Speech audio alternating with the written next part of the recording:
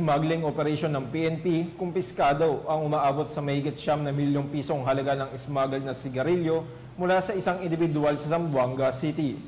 Ang matagumpay na operasyon ay resulta ng mahigpit na pagpapatupad ng batas para mapanatiling maayos at payapa ang ating pamayanan. Nakibalita dyan si Patrolwoman Luis Marie Conde.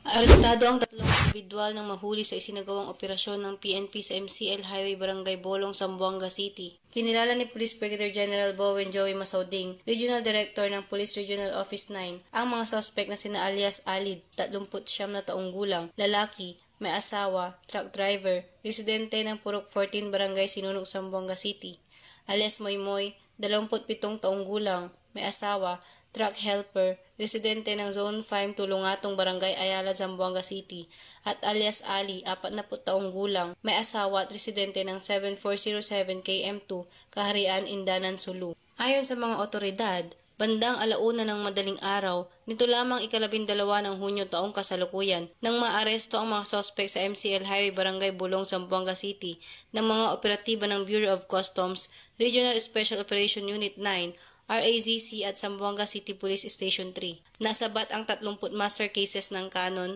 35 master cases ng Thunder, 34 na master cases ng Dunston, 47 master cases ng Berlin na nagkakahalaga ng 9,165,800 pesos at isang meets forward aluminum van na may plate number na CBP 4182. Ang mga naarestong sospek kasama ang mga nakumpiskang sigarilyo ay dinala sa Zamboanga City Police Station 3 para sa maayos na dokumentasyon at tamang disposisyon. Mahaharap ang mga ito sa kasong paglabag sa Section 1401 o Unlawful Importation or Exportation ng RA 10863 na kilala rin bilang Custom Modernization and Tariff Act.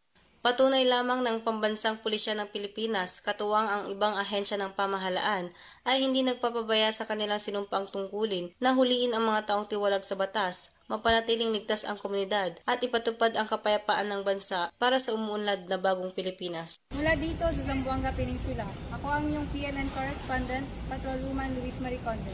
Alagad ng batas, tagataguyod ng Balitang Pulis.